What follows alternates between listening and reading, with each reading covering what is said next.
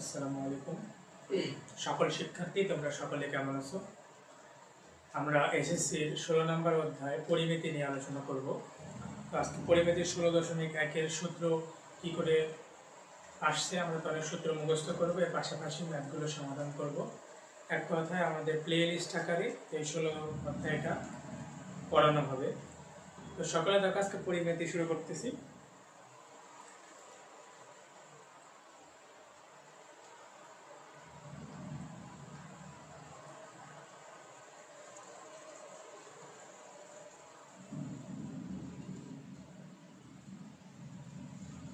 ত্রিভুজ ক্ষেত্রের ক্ষেত্রফল। তো আমরা আগের ক্লাসগুলোতে ত্রিভুজ ক্ষেত্রের ক্ষেত্রফল, আমরা ত্রিভুজের ক্ষেত্রফল জানতাম। আমরা জানি ত্রিভুজের ক্ষেত্রফল হয় হাফ গুণ ভূমি গুণ উচ্চতা। এটা আমরা জানি যে কোনো ত্রিভুজ ক্ষেত্রের ক্ষেত্রফল হয় হাফ গুণ ভূমি গুণ উচ্চতা। এখন এই ত্রিভুজ ক্ষেত্রের মধ্যে আমাদের কয়েকটা ত্রিভুজ নিয়ে আলোচনা করতে হবে। যদি আমরা প্রথমে সমকোণী ত্রিভুজ কল্পনা করি, তারপর সমদ্বিবাহু ত্রিভুজ যদি কল্পনা করি, বা ত্রিভুজের যদি তিনটা বাহু দেওয়া থাকে, কথায় এর ক্ষেত্রফলের মান কি করে নির্ণয় করব। তো আলাদা আলাদা আমরা এই টপিক আলোচনা করব। তো আমরা এই ক্ষেত্রফলের মানে ত্রিভুজের ক্ষেত্রফল নিয়ে এখন আলোচনা করব। ফার্স্টে তাহলে দেখো, আমরা এই যে হাফ গুণ ভূমি গুণ উচ্চতা যেটা দেখলাম, সেটা কিন্তু আমাদের এই সমকোণী ত্রিভুজের ক্ষেত্রে।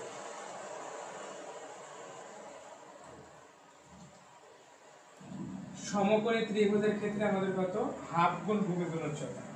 এখন দেখো সমকোণী ত্রিভুজ কেমন। আমরা সমকোণ ত্রিভুজে জানি একটা কোণ কত ডিগ্রি? 90 ডিগ্রি হয়। যদি এখানে ত্রিভুজ এ মানে এখানে বি, এখানে যদি সি দিই, তাহলে এই বি কোণটা আমাদের কি 90 ডিগ্রি বা সমকোণ।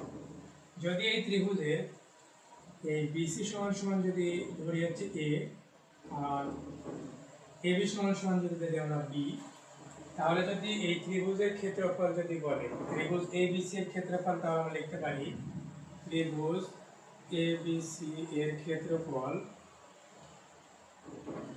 ক্ষেত্রফল আমরা বলতে পারি হাফ গুণন ভূমি। ভূমি বলতে আমাদের কত আছে? বিসি, গুণন উচ্চতা বলতে আমাদের কত?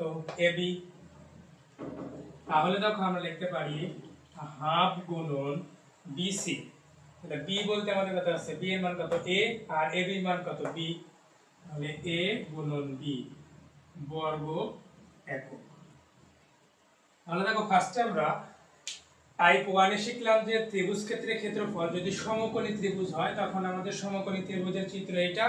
তাহলে আমার সমকোণী ত্রিভুজের ক্ষেত্রফলের সূত্র হচ্ছে হাফ গুণ ভূমি গুণ উচ্চতা। এক কথা আমরা হাফ এ গুণন বি বলতে পারি। ত্রিভুজ ক্ষেত্রের দুইটা বাহু এবং যদি একটা কোণ দেওয়া থাকে, তাহলে দেখো যদি আমাদের একটা ত্রিভুজ অঙ্কন করি,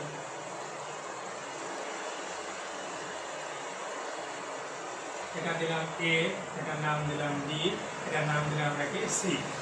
মানে এ বি সি ত্রিভুজের এই সম্পূর্ণ যে আমাদের যে ভূমি আছে, এটার নাম দিলাম আমরা এ, এটার মনে করে আমরা বি, এই বাহুর নাম দিলাম আমরা হচ্ছে সি, এ বি সি। এখন এই বিসির ওপর একটা যদি লম্ব অঙ্কন করি, এটার নাম দিলাম হচ্ছে ডি। তাহলে এই লম্ব বলতে এটার মান আমরা বলছি কি এইচ। এটা আমরা কি বলছি? এইচ। মনে করি এ বি সি একটি ত্রিভুজ,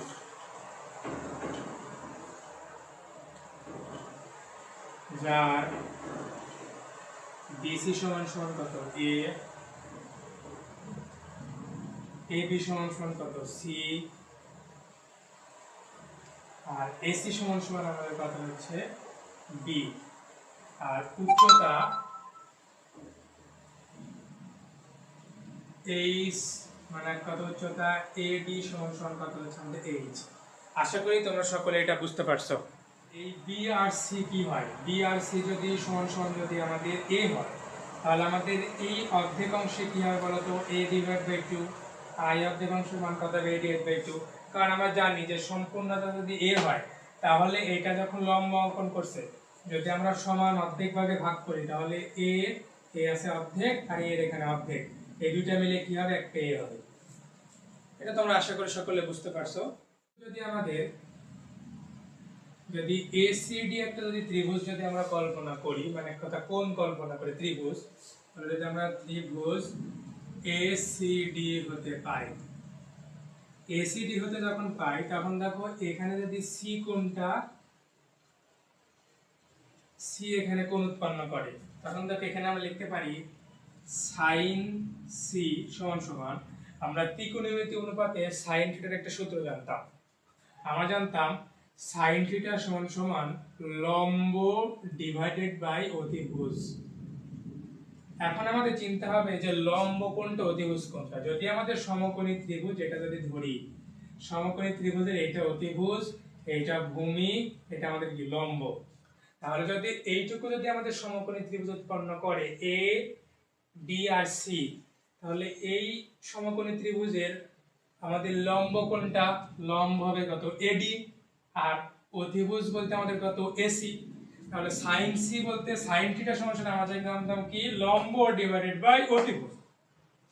লম্ব কোণটা লম্ব আমাদের এডি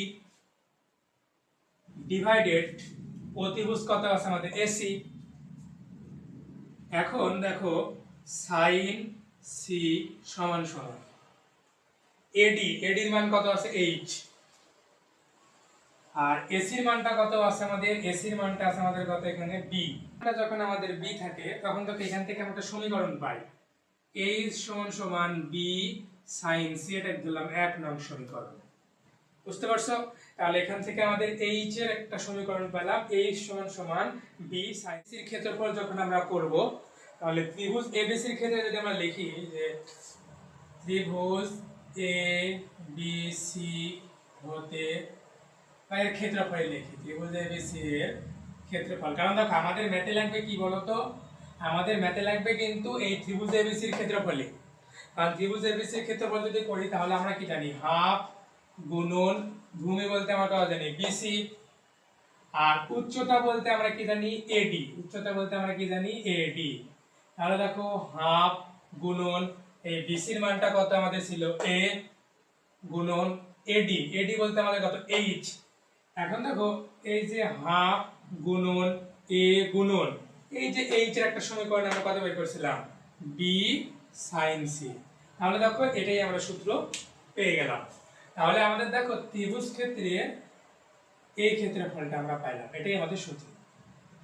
তাহলে সূত্রটি কি করে আসছে বলি, দেখো আমাদের যদি কোনো ম্যাথে কোনো ত্রিভুজে দুইটা বাহু এবং একটা কোণ দেওয়া থাকে তখন আমাদের সূত্র হবে হাফ a গুণন b sin c।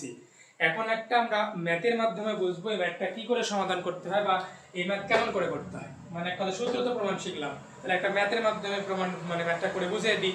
কোনো ত্রিভুজের দুইটি বাহু যথাক্রমে, তো এই ম্যাথ সমাধান করতে হলে যদি আমরা ম্যাথটা সমাধান করতে যাই তাহলে আমাদের ফার্স্টে লিখতে হবে মনে করি ত্রিভুজ দুইটির বাহু দ্বয় যথাক্রমে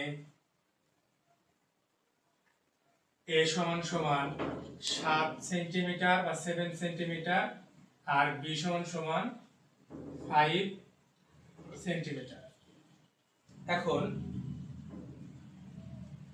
5 সেন্টিমিটার, তো যদি এখন আমাদের দেখো বলা আছে যে 7 সেন্টিমিটার 5 সেন্টিমিটার এবং বাহুদের মধ্যবর্তী কোণ, এখন যদি মধ্যবর্তী কোণ আমরা লিখি যে মধ্যবর্তী কোণ থিটা ইকুয়াল আমরা ধরলাম যে 30 ডিগ্রি দেওয়া আছে, তাহলে আমাদের বলছে ত্রিভুজের ক্ষেত্রফল নির্ণয় করো। তাহলে আমরা ত্রিভুজের ক্ষেত্রফল কি জানি, আমরা জানি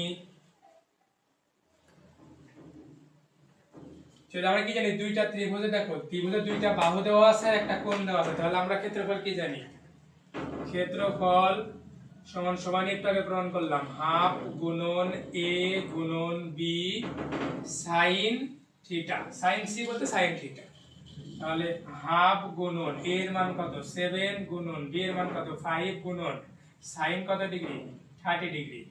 তাহলে এখান থেকে যদি আমরা করি তাহলে দেখো আমরা নরমালি ক্যালকুলেশন করলে sin তাহলে হাফ গুণন 5 গুণন sin হাফ, তাহলে এখানে আমাদের 35 ডিভাইড বাই হচ্ছে 4।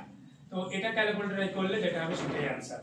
তাহলে দেখো তোমরা আশা করি এই ম্যাথটা বুঝতে পারছো। তাহলে ম্যাথে কি বুঝলাম, যদি কোনো ত্রিভুজের দুইটা বাহু দেওয়া থাকে এবং একটা যদি কোণ দেওয়া থাকে তাহলে আমাদের সূত্র হচ্ছে হাফ গুণন a গুণন b sin থিটা। তো আশা করি তোমরা এই টপিক সম্পর্কে ক্লিয়ার হয়েছো।